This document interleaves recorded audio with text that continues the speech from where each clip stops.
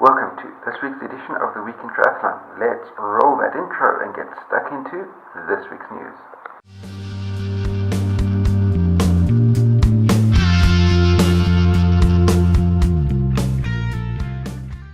Up at the top today, this must surely be my shortest episode of the Week in Triathlon ever.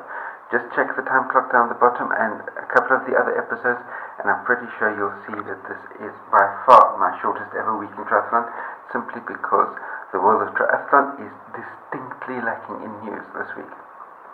I'm even needing to put in some cycling news just to make this slightly more of an overall Week in Triathlon episode.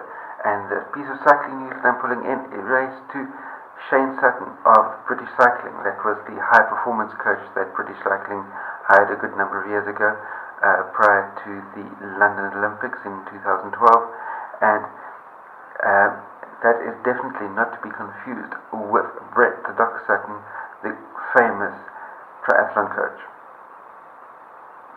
And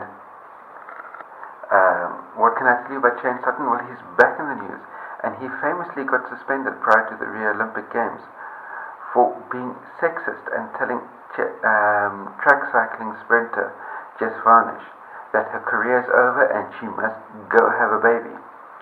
So for that reason he got suspended, but he appealed his suspension, and a couple of months ago a tribunal was called so that Shane Sutton could present his case, and the evidence could be heard from both sides, and the tribunal could reach a conclusion. Well, the tribunal has reached a conclusion and has concluded that Shane Sutton acted in a sexist manner, and the claims by Jess Varnish have been upheld in their entirety. Well, guess what? Shane Sutton has appealed the ruling of that tribunal, and we'll have to wait and see what the contents of his appeal are, on what grounds he's appealing it. Perhaps he's unhappy that there was some female representation on the tribunal that he was needing to present his evidence to, that he was not being sexist at all. Vamos a ver, we shall see. Then getting on to what is almost back into real cycling news, and that's in the drive to find new ways to combat doping in sport. There's now something called the Clean Sport Collective.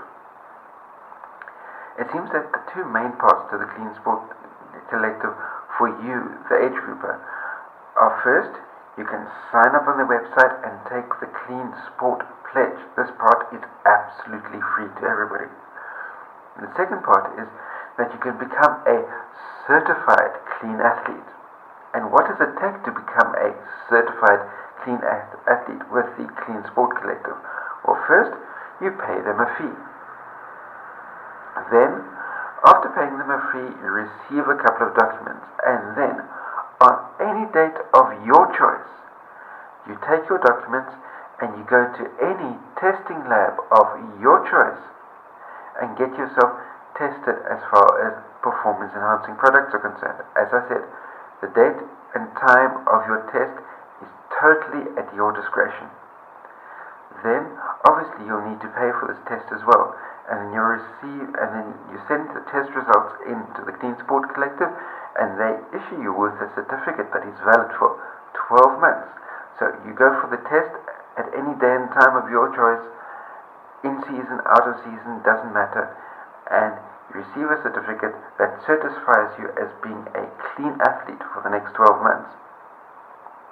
And then at the end of that 12-month period, you can pay them a renewal fee, and you receive another certificate that certifies you as being a clean athlete for an additional 12 months.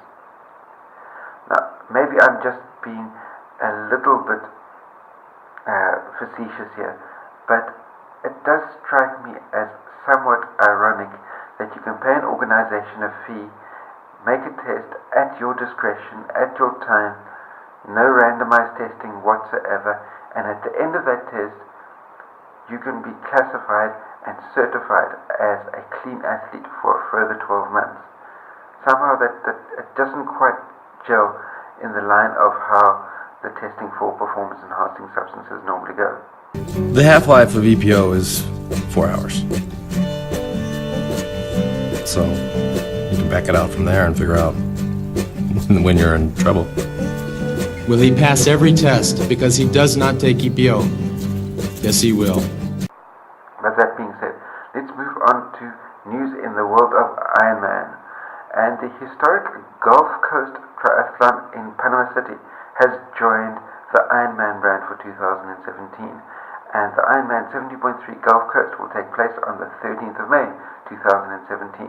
And that is in its entirety the news that I have for you from the world of Ironman. The news from the Challenge family is 0. The news from Xterra is 0. And news from the ITU is also a big round 0.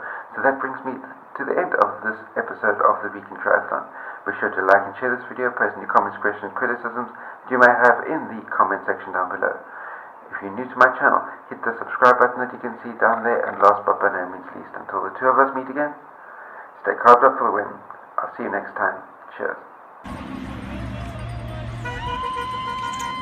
Whoa!